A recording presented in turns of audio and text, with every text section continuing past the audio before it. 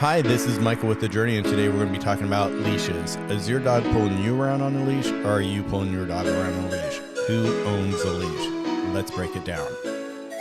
Hello, everybody. Welcome to All Things Dog, training my dog on a leash. Is your dog pulling you on a leash? Are you pulling your dog on the leash? Who actually owns the leash? That's my question for Kim and Travis today. Who owns the leash? With that, I've got Kim Greco. She's a dog trainer here in the United States, and she works online with dogs. She works in person with dogs. She works with rescue. She works with puppies. One of her main things she's always talked about is a well-behaved dog. She has a download on her website that you can actually download and just kind of like take a look at it and see, is your dog well-behaved or is he just a little Tasmanian devil? Let's figure that out. And then we've got Travis, who's a trainer as well, and he's a celebrity trainer, we'll call him. He's been on My Big Fat Pet Makeover with Animal Planet, and I think he's in works with another show right now with Discovery. And we've got him here today. He has a place in Oklahoma and in New York, same as Kim. And they love dealing with and training dogs. The hardest part that I have found throughout our conversation, it's not the dogs the hard one to train, it's the parents. So with that, I would love for Kim to say hello to our room. Hello, Kim. Hey there. It's so great to be here. I'm always so honored to be in such great company next to Travis and Michael. And I'm still chuckling actually out loud, Michael, when you're talking about how, yes, it is usually the human end of the leash that makes it the most challenging component here. So I'm sure we'll talk a little bit about that when we're talking about, as you put it, who owns the leash, right? Exactly. That's my question. Travis, hello. Hello. Yeah, this is going to be a great one today. I know there aren't many people who put a leash on their dog and everything's perfect all the time. So I'm sure there's going to be some people out there that are going to have some good takeaways today. I'm excited. I've been so busy editing, posting, editing. Who knew this was going to be a full-time job doing what I got myself into, but I'm really enjoying it. And just as a real quick breakdown, everybody, I do record my rooms. I've got Kim and Travis here. They're my guest stars, I call them.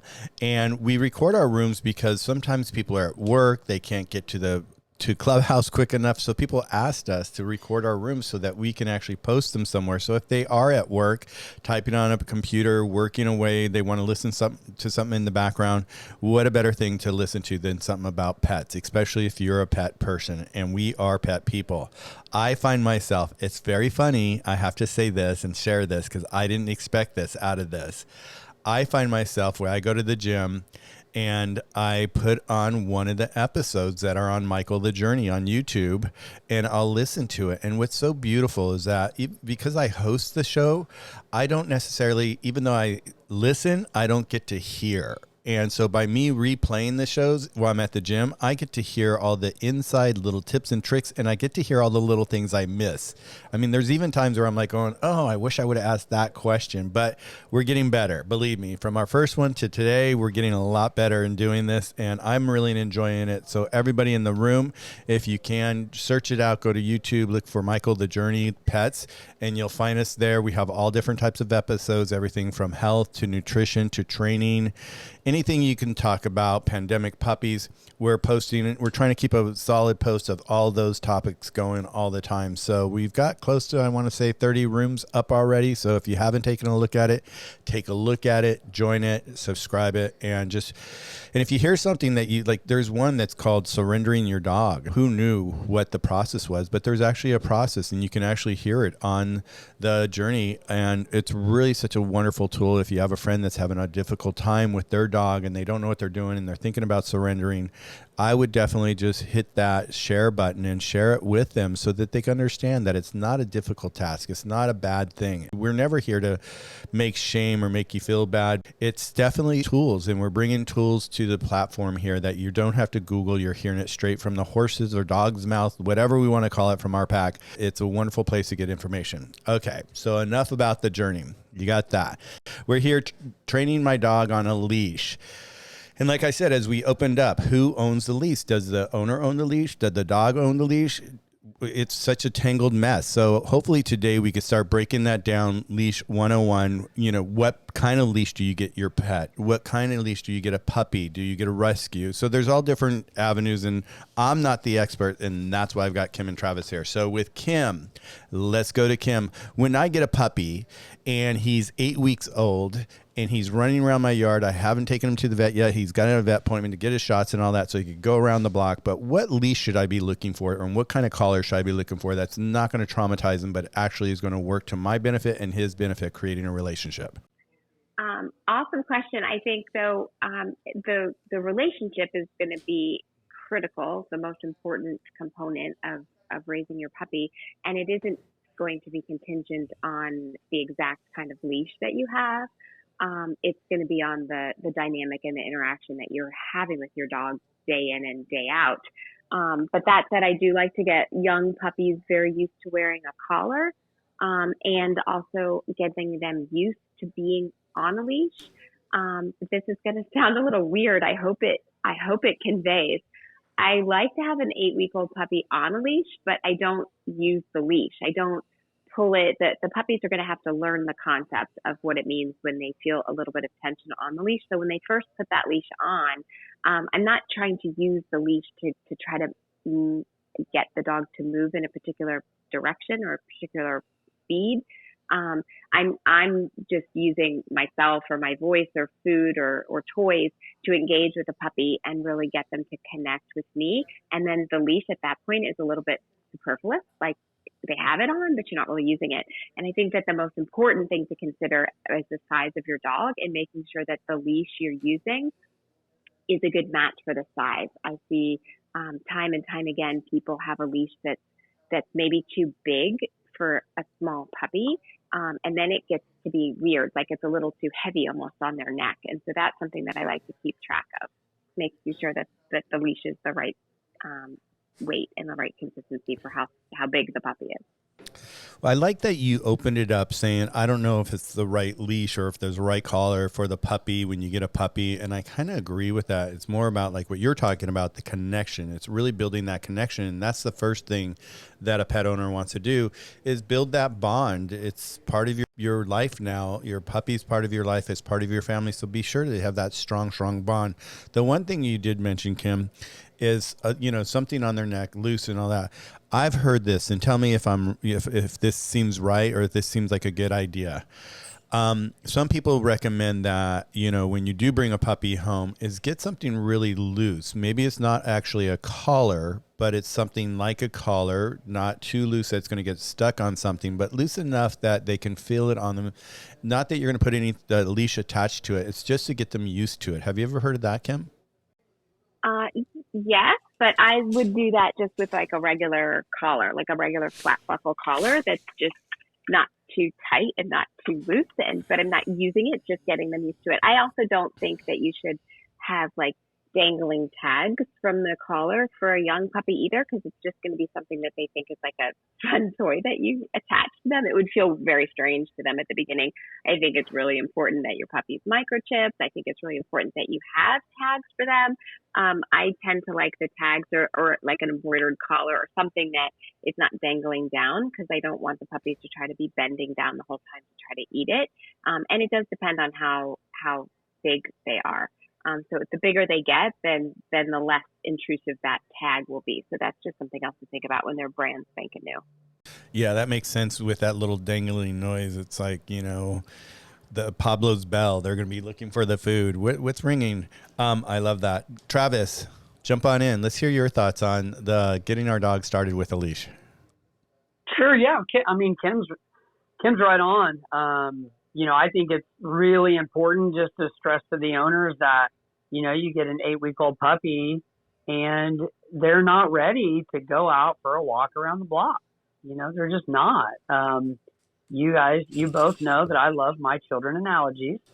And it wasn't long ago that, my 4-year-old was 1, maybe 2 years old, and just keeping clothes on the dang kid was like a hard task. He just wanted to run around naked all the time, right? You finally get a shirt on him. All he wants to do is take it off. And that's not much different than an 8-week-old puppy when you put a collar on them for the first time. So choosing that collar isn't really, your goal isn't really to go out and actually find a functional tool for walking your dog when you have an 8-week-old puppy. It's more about getting your dog used to the idea and the feeling of having that collar on. And to really simplify that, we have owners, okay, you get the little clip-on collar and it's time for, you do a little training session, you have some kibble, you're just working on keeping your dog's focus or attention or maybe sit, whatever it is. And when you do that, you put the collar on and you start with the food or the treats or whatever is important, whatever you're using. And as long as your dog's holding their focus on that food or treats, you're doing the acclimation process of getting your dog used to that collar. As soon as that fun is over, we take that collar right off, and then we just repeat that process until your dog finally starts to go, oh my gosh, this collar isn't that big of a deal. There's like food and fun every time we do this. And then with repetition, you can leave that collar on longer and longer. And then it's just like Kim said with the leash, it's the same thing. Leash can be a little more difficult because sometimes the leash is like a dangling toy and they want to grab it with their mouth and use their teeth. But it's all the same process. It's really all about redirecting your attention to something more important, almost neutralizing or acclimating them to leaving it alone, and then just keeping it in really, really short exercises, really, really short sessions, until you can eventually lengthen those sessions to where they don't care about them at all. And what do you think, Travis, because you mentioned this, it's like you like getting them used to the leash. What other things before you even go on your first walk, like you said, it's like, what else do you want them to get? Because we've got a collar around them. They're getting used to that. Would you put the leash on the collar inside the house a little bit? Would you let it drag on the floor? Would you just walk them around the house? How would you start with just getting them used now that they understand the weight of the collar has been around their neck for a few days and they're like, oh, okay, maybe this is part of life. We can hang with this.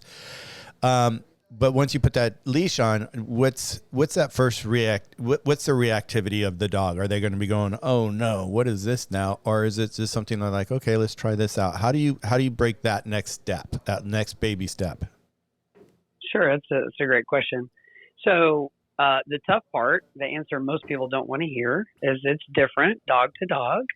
We have some dogs that literally, if it's a clip leash, literally the sound of the clip, they could run and hide, right? Or be scared or bark at it or want to bite it.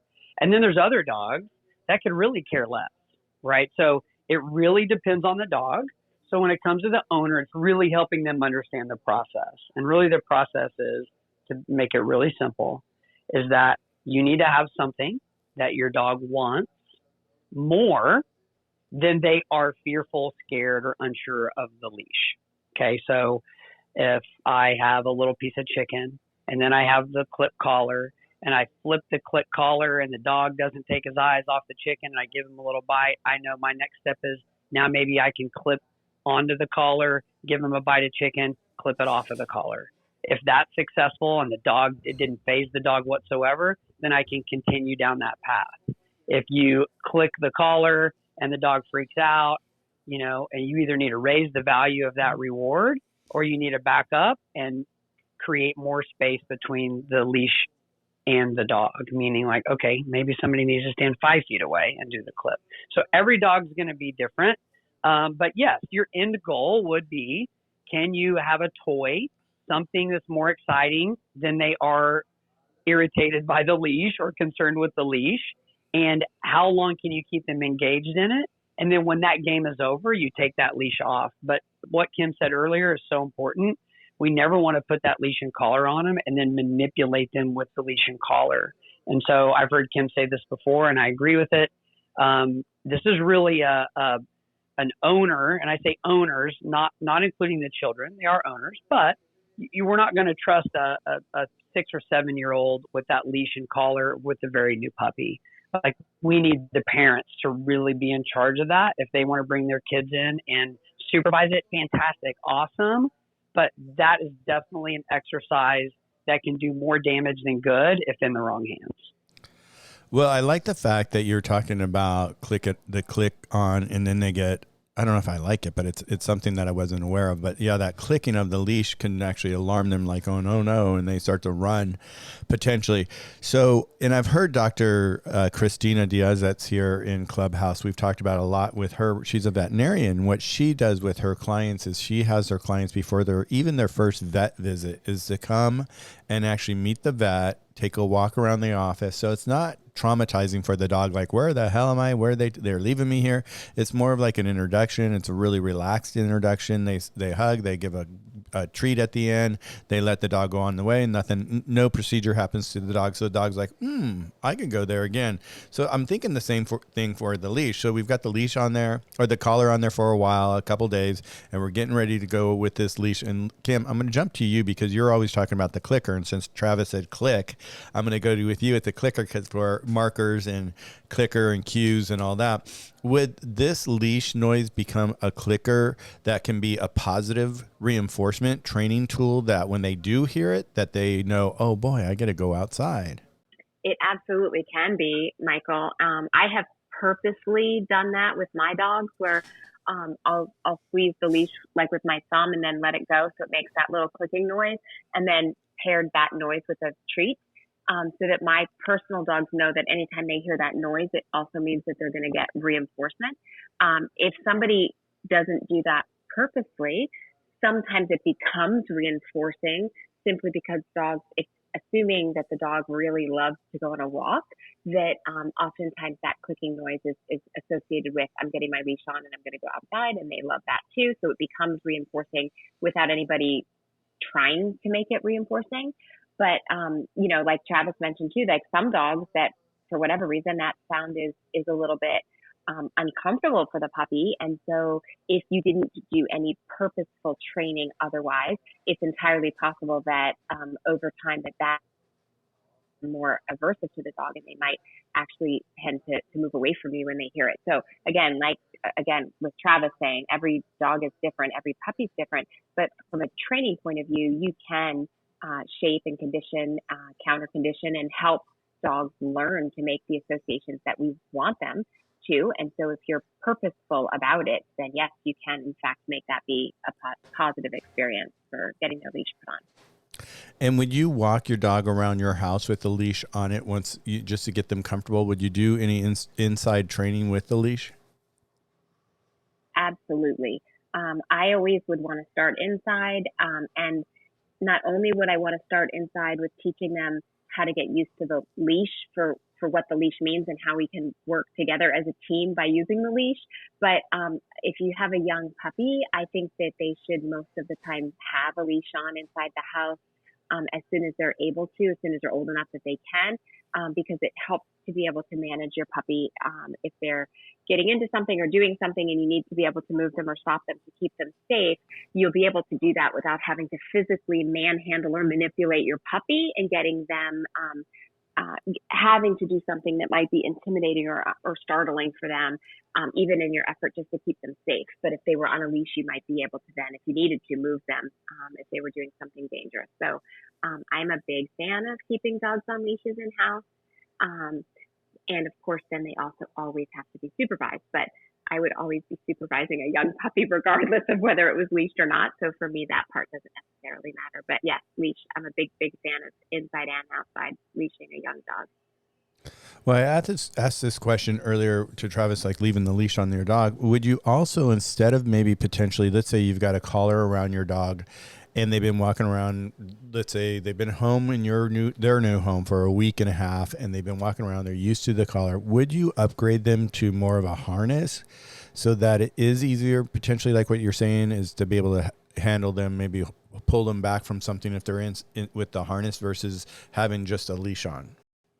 I think for me, that kind of depends on the owner. It depends on the type of dog, and probably for me a little bit with the size the dog will be as an adult. So if they're not a dog that's going to end up wearing a harness as part of its like regular routine anyway, I may not then integrate a harness as a young puppy for management like that. It might just be easier to use a leash than have a harness. Again, I find young puppies, when they have a harness on, really have a tendency to want to try to curl up into a little ball and see if they can't chew it.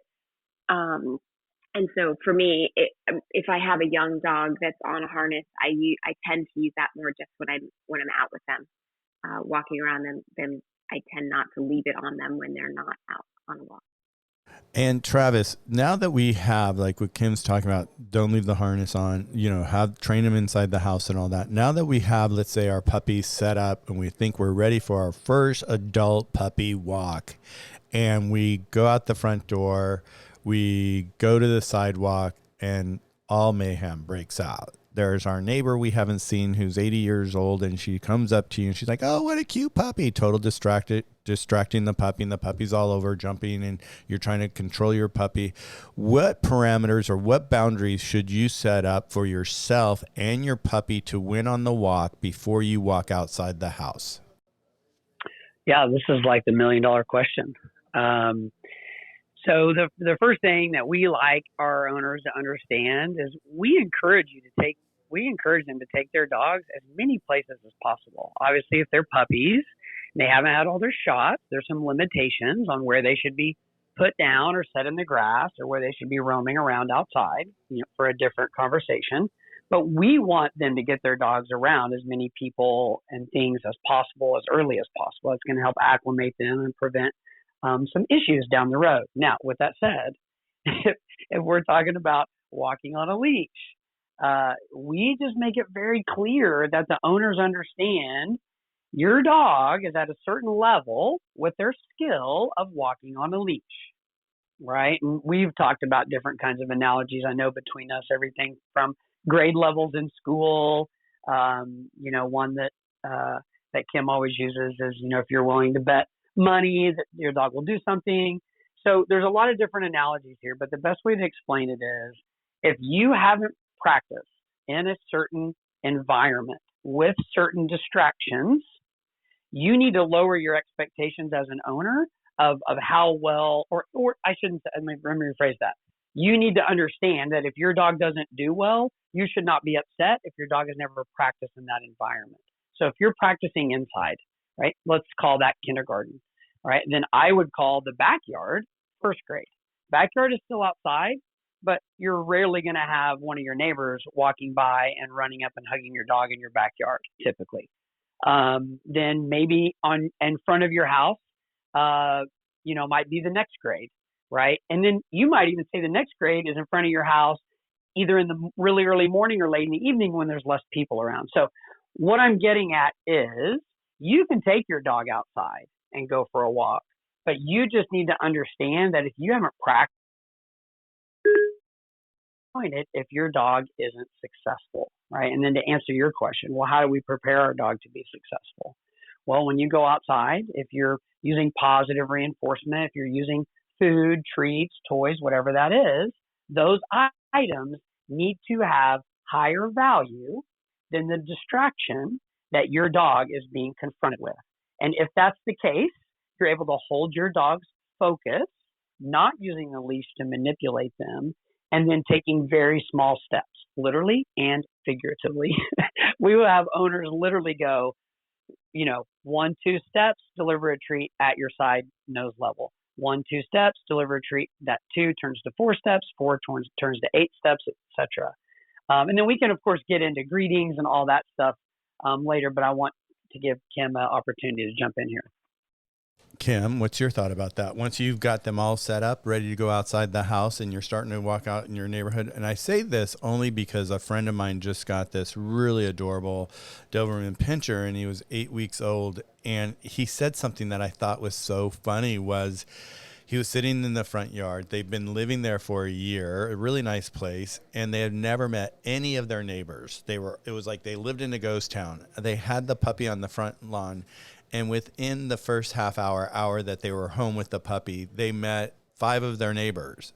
Here they were there for a year, and then within the first hour of the puppy, they met 5 neighbors, and they were like, how are we going to walk the dog around the block without being stopped every 5 seconds? What's your thought on that, Kim? How do you set up that boundary? I love that. Yeah, everybody loves a puppy, right? What's not to love about seeing a puppy? It's like magnets. So everybody wants to go over and get a little piece of it. I think that what I would like to contribute to the conversation, first of all, I thought Travis's answer to your question was wonderful. I would like to contribute going into an entirely different direction because I think that this mindset will also be something that would be really, really helpful for people to consider and think about. And that we teach our owners, our pet parents that we work with, that one of the most important things that they'll ever do as an owner of their pet is to advocate for them. And so, on the one hand, I actually think it's a great experience for this puppy to meet your neighbor, and that's good socialization and all of that. But if you're talking about training, or you're talking about leash walking, and you're talking about trying to get a puppy used to, let's say, working and going on a walk together, and maybe starting to learn how to ignore some of those distractions. Maybe in that moment, advocating for your puppy might be saying to your neighbor, like, I can't wait for an opportunity for you to meet my puppy, but now is not the right time. And that there's nothing wrong with that. And being able to sort of say that you're focused right now on training something else.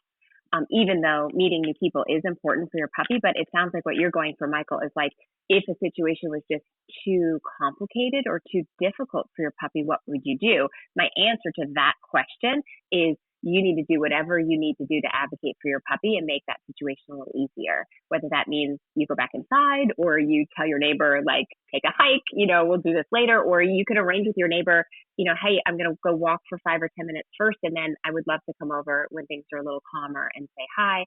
But it's challenging, I think, sometimes for people to advocate for your puppy in a way that I would want to see people advocate for their puppy, because sometimes it goes against the social norms of what one might find appropriate or acceptable on, like, how we're supposed to be polite and interact with people.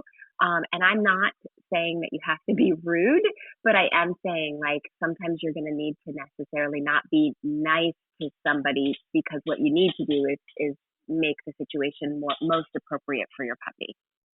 And I think that just really touches on everything that you've always talked about, is like, let's set up our puppy, let's set up our family, our home family to win. And by doing what you're saying is so important. Travis, I would love to hear your opinion on that. We do have someone that has a question. I'm going to bring them up as you answer the question or add to the question. What's your thought on, preparing your puppy? So are you asking specifically, like, kind of adding on to what Kim is saying? Yes, adding on to Kim pivoted a little bit, so I just wanted you to be able to have a time to add to it. Yeah. No, great. No, I appreciate that. What Kim has brought up is probably one of the most challenging things that I think we deal with when it comes to owners. Is we hear that all the time. So, Michael, it's so funny that you heard that, because that's probably what we hear the most is, we're doing so good inside. As soon as we went outside, we got attacked, not literally attacked, but the people just kept walking up, and they didn't even ask if they could pet our dog. And we have people in New York City, they'll be walking down the street. Somebody might be out there with a 3 or 4 month old puppy practicing their walking. And they said that people have even come along and picked their dogs up, like literally picked them up, like didn't ask, just walked right up, picked their dogs up, started loving on them. And the owner's like, what am I supposed to do? And Kim is exactly right. Like, our dogs don't have a human voice. We have to advocate for them. And there might be times when you go, gosh, I'm not going to win this battle, and you just give in. But for the most part, if you practice it, if we tell people, hey, they're approaching, we see them approaching, and we can tell they're going to come up, that we teach our dog parents to go, oh, I'm so sorry, we're training right now. And if you do it in a polite way, the majority of people will be like, oh my gosh, oh, that's wonderful. Well, just cute dog. And they'll pass on, right? The other ones that get upset or give you that bad look or whatever, those are the people that you probably didn't want to stop and talk to and or have handle your dog anyway, if they're going to respond that way. Most people, if you tell them you're training with your dog, even if you're just practicing sitting and letting people pass by, if you just go, they start to walk up, oh, we're training, but thank you so much. The average person will just continue on. So we really, just like Ken said, we really empower the owners to just stand up for their dog the same way a parent would stand up for their child if they were in a situation that their child needed help. And that's exactly what the dogs need every time we walk out that door. Beautiful, beautiful. Hey, Jay, welcome to Training My Dog on the Leash. How are you today? I'm good. How are you? Good. What's up? I just wanted to ask two questions in regards to when people are going past. If we don't let the people pet the puppy or the puppy see the humans, is that likely to cause the puppy to, affect us, make her anxious when she sees the humans later on, like in a couple of weeks, or like would she get scared? Like would it? You know how they say you have to socialize it with humans and dogs. So where's that fine line between, no, I need to discipline her from lunging at them, but then also make her calm? I'll jump in there, Jay. That's a great question. Typically, so just to preface, we're definitely. I hope we're not coming off as in we don't ever want the dogs to be socialized or be around other humans. But the scenario that you're talking about, I think, and you can correct me if I'm wrong, but typically dogs that are allowed to see people on the street constantly end up being the dogs that do pull and lunge and do whatever they can to get to that person. And the reason is, if you're outside with your dog, somebody walks up, your puppy extends all the way to the end of the leash, those front two paws come off the ground, the person walks up, pets your dog. Now all of a sudden your dog was just rewarded for pulling towards the person, right? Two paws off the ground. Then they were pet and rewarded in that moment. So now the dog goes, oh my gosh, if I want to go see that other person, I need to pull, I need to get my two front paws off the ground, and I need to jump on them. And that's going to equal what I want. So I think the fine line is when you are ready for them to start being greeted outside, what is that moment before that they are going to do that they see as the ticket to getting that love, praise from that person, right? It could be as simple as a sit. And then you could, as a person is approaching, hold on a second, I'm really working on my dog sitting before anybody says hi, right? And then you have that treat and you get them into the sit if they know it. Then you ask the person to then approach. The person approaches, pets your dog while they're sitting. The moment your dog starts to jump or breaks the sit, whatever rules you want to have, you then just remove the dog from that situation and explain to the person, we're just making sure that we don't reinforce bad habits. So that's one way, but you definitely want to have your dog, held and touched and greeted by other people. I think it's really your focus is what is my dog doing the moment before they're receiving this greeting from the human? And is the thing they're doing something I want to be rewarded? And I think if you can answer that question, you can reach both of those goals in that way. Does that make sense? And I definitely want Ken to jump in here. Yeah, it does. Yeah. I also wanted to ask you, Jay, I know you were up here either last week or the week before, I think, and asked the question as well. And I'm trying to remember what kind of puppy you have, and I'm feeling like it's some sort of a shepherd, but can you remind me what kind of puppy you have? It's a female German Shepherd, 12 weeks old. Yeah. Okay. So, and you mentioned briefly in the way you were asking your question that does she sometimes lunge at strangers? Is she already uncomfortable around people? She lunges at some strangers and barks, but then some strangers she's okay. So it's a bit of she's on the fence. Sometimes she'll jump at some people, sometimes she'll bark at some people, sometimes she'll be happy and jumping around trying to play with them. But it's the two types. Yeah. One or the other, yeah. So I think Travis was really spot on with his advice there as far as like for sure we want to make sure that our dogs learn how to greet people appropriately, and that making sure you know exactly what your expectation is when they go to greet somebody. But it sounds like if you're already struggling at 12 weeks old with the some reactions being appropriate and some reactions maybe inappropriate with the lunging or the barking for greeting people. So you might want to just be really clear with your puppy about like what is appropriate and what is not, and be really, really careful that you don't accidentally reinforce her when she's acting in a way that you would not want her to be greeting someone.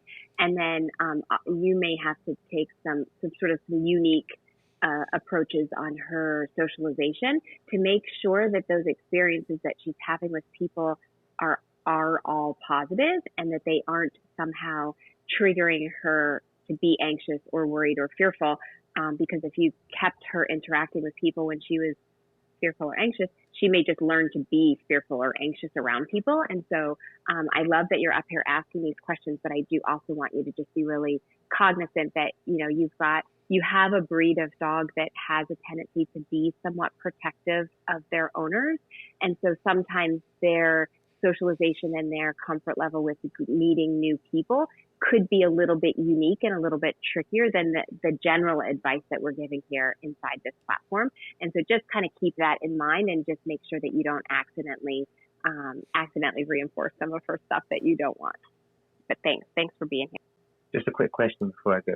When she does lunge or, try to jump at people, how do I stop her from doing that? Obviously, when she's calm, I can give her the treats. But then when she's not calm, when she's barking and stuff, lunging, how do I stop that? How do I make sure that she's not learning that is acceptable without doing it in a way where it's like pulling the lead or something else? I feel like in your case with your puppy, especially at 12 weeks old, my answer to your question could probably take up the whole rest of the room. I'm happy to discuss this too with you offline if you wanted to message me on Instagram. But for the most part, my answer is going to be, I want you to be really crystal clear that you're going to be highly reinforcing her when she has appropriate interactions with people. And that's going to be like the best possible treats, attention or toys that you can use with her when she gets it right. And then I would probably recommend, at least on the very, very basic part of this, would be that you would want to give yourself enough distance so that she's not accidentally lunging at people when you're not expecting her to. So working her in an area where she's not really close to people unless you're purposely staging that. So I wouldn't walk her down like a sidewalk where some people might just randomly walk by you. I also know we mentioned at the beginning of this clubhouse, when a puppy was 8 weeks old, we talked about not wanting to use the leash to like manipulate them or move them around. There is a point in time where I would start to use the leash to move the dog. And if your puppy at 12 weeks old is already comfortable with wearing a leash and you're walking and you're engaging out like that, it's also possible that it may be appropriate for you to use your leash to move her away, especially if what she's doing is moving towards somebody in an inappropriate manner. I wouldn't want you to feel like you shouldn't pull the leash at that point. It's more important to keep her behavior from escalating. So it gets a little bit unique in answering your specific questions. And I'll see if Travis has anything he wants to contribute as well. Hey, Jay. Yeah, I'll just jump in here. I totally remember when Kim brought that up. So about your German Shepherd, and obviously my answer is geared towards more towards a puppy and the greetings, and not really specific to yours. I think you have a very specific, thing going on, which is fairly common. But it is a tough thing to fix, or even to give you real adequate feedback on this platform to help you fix that. That's something almost an in-person requirement, because it's all the environments you're going to be in are going to be different. As Kim is exactly right, you want to create more space, which allows your dog to be a little less distracted, which then allows you to redirect their attention and focus and reward the behavior you want. And if you're in an uncontrolled environment, that is just very, very, very, very difficult to do. Because at the end of the day, you want your focus to be on prevention and preventing her from ever lunging to begin with, so you can reward the right response, versus intervention. So if she's already lunging and pulling and you're having to do something, we're really missing the teaching opportunity. The teaching moment there is really already passed.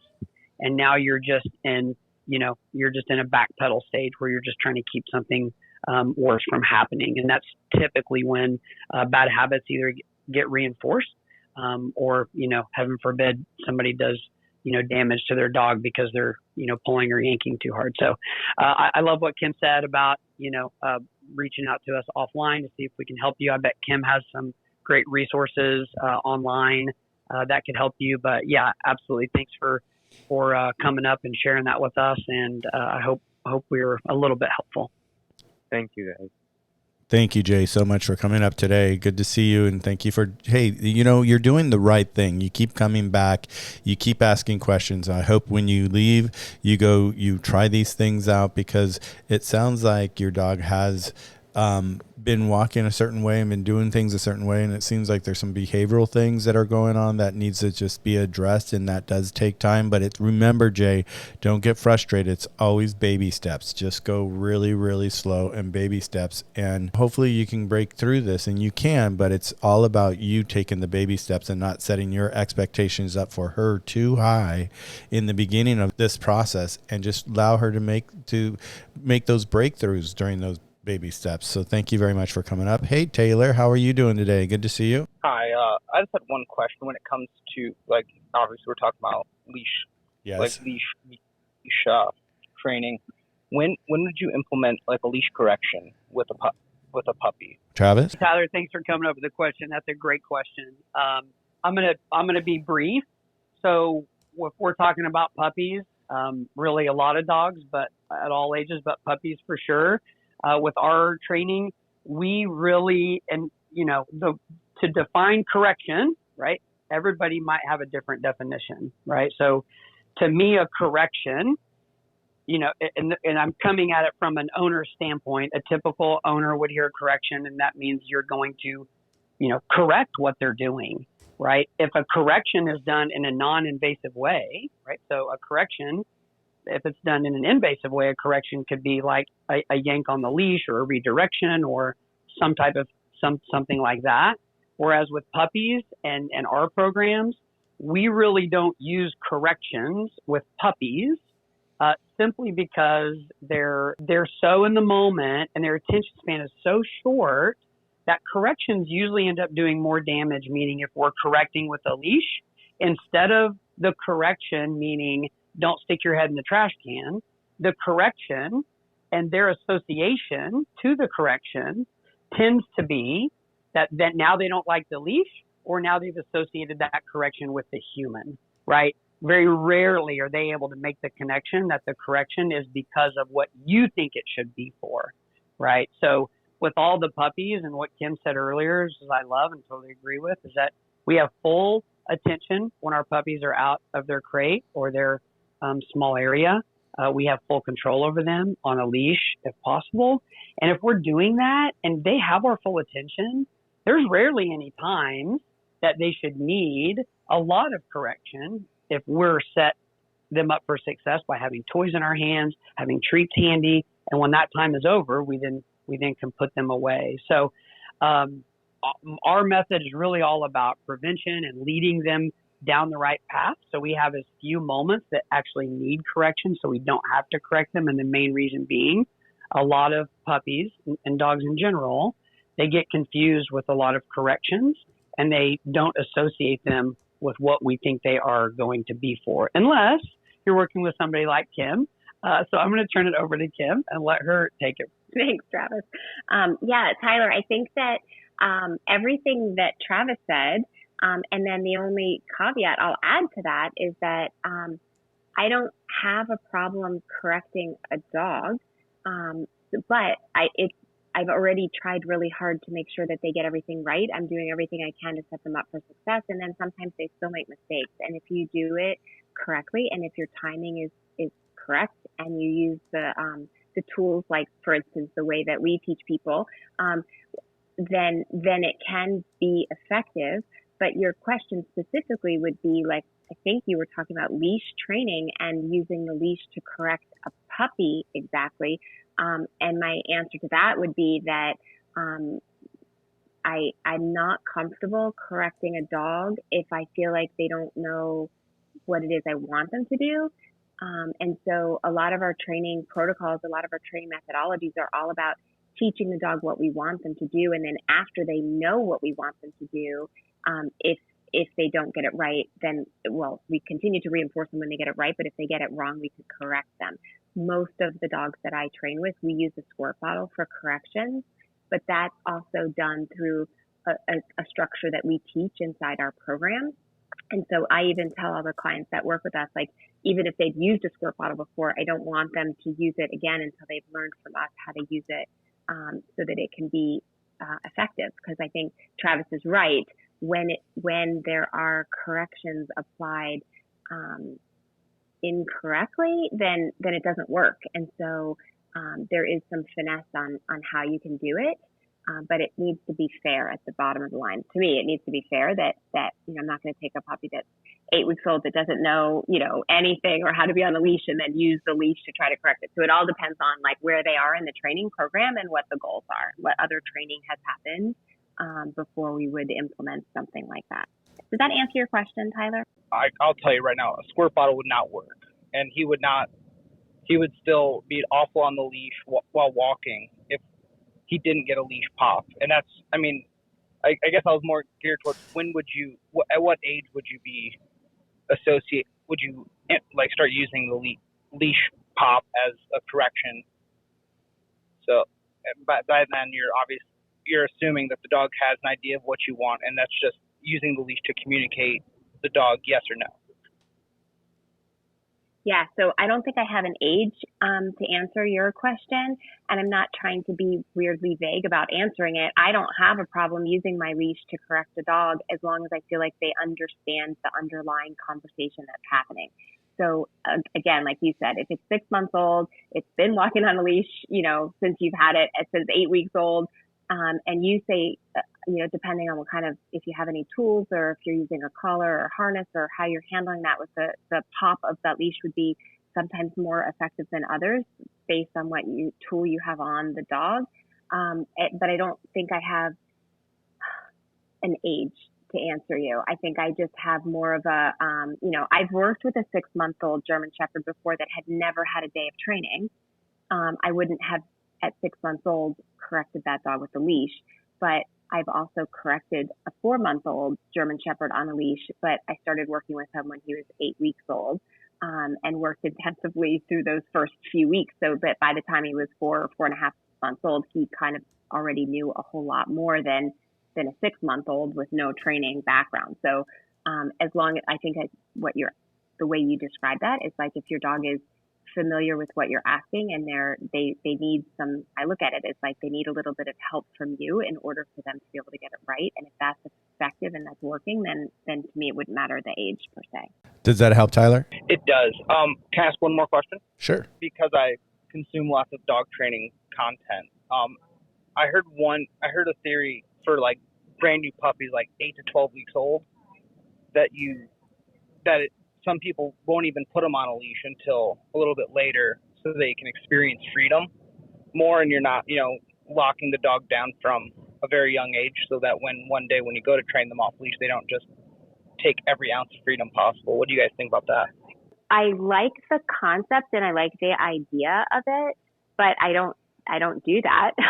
But it's interesting. I feel like the way I teach my clients is I say that most people use their leash like a joystick, but I think that dates myself because there probably aren't joysticks anymore. But most people use their leash too much. So I tend to really have my primary focus be on connection and that the dog is on a leash, but that I use the leash as a last resort. And so the dogs that I have worked to training to the point where they're from being on leash to the point where they're also then working off leash, there really isn't a change in their behavior based on the fact that they're on leash or off leash.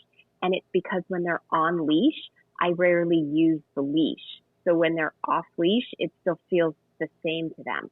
And so instead of saying, how about we not put a leash on the dog, I think I go back to saying what I said at the beginning, which is put a leash on the dog, but try really hard not to use it. Yeah, and I'll jump in there, Tyler. As far as disagreeing or agreeing, I'll probably plead the fifth on that. But I'm like Kim, I don't do that because I think that could be taken a lot of different ways. Like when somebody says, well, I want that puppy to explore freedom, if I'm at someone's house and we are in a very small room, say the pantry, right? And there's nothing the dog can get into. There's no carpet on the floor. It's a hardwood floor. It's a very safe environment, and we're in there with the dog, right? To some people, that's freedom. You know, to me, that's what I would prefer. And if that's what they refer to as freedom, then I agree, because we're watching the dog. We're not letting it out of our sight. Because we're in a small confined area, if the dog starts to sniff in the little circle or pop a squat to go potty, we can swoop them up and get them to where they want to be. But if the definition of what you were reading of freedom is in the home, I'm going to go make a cup of coffee. I left the little guy, on the carpet in the living room with freedom around the whole house. That I do disagree with, because I think that's setting our dogs up to fail. Because if we're leaving a puppy on the carpet at 8 weeks old, expecting to leave the room and to come back and then not have an accident at all, I think that's unfair. So, depending on what you were reading and how in depth they went with the freedom, to me, I'll always go back when we're talking about puppies in this scenario with a newborn baby, right? And when we're going to leave the room and the newborn baby's in it, I hope people are putting it in a bassinet or a crib or a very safe place so that while we're gone, the baby can't make a bad choice and nothing bad hopefully would happen to that baby. So that's where the explore the freedom, like I love that idea and that concept. Unfortunately, they have no idea how to navigate the environment. So, again, all relative, right? If we're talking about freedom in a small space with somebody watching them constantly, yeah, totally, I'm on board with that. If we're talking about freedom as in like, hey, here's the house, I'll be back in a couple hours, that would obviously be, a no-go on my end for my clients. Does that help you, Tyler? Yeah, and it was like just outside while you're walking around your front yard.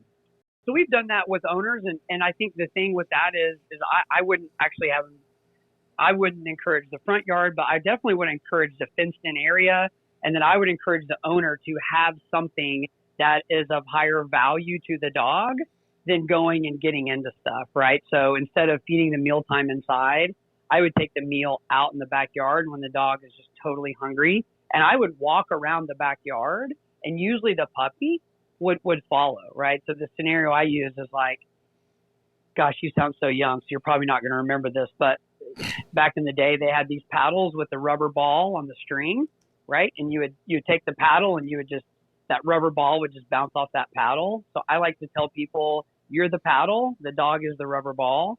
And if the puppy can go walk away 3 or 4 feet, and then you lower that treat down and they come back to you, like the ball and the paddle, and then they just bounce off of you in those areas. I think that's a great way, if you're in a safe environment, for your dog to start to learn, hey, when we're out in open spaces, this is how it's going to be, right? Because with consistency and repetition, we turn it into a habit. And if you can turn into a habit being in an open space and your dog bouncing off of you, not going more than 5 to 10 feet away, that's absolutely a great way to start to acclimate your dog if you ever do choose to have them off a leash. How is that, Tyler? Okay, that's all I got. Hey, thank you for coming, Tyler. Good to see you as always. Wow, we're at the top of the hour. We're close. In closing, I know we were talking about puppies and leashes and collars and all that.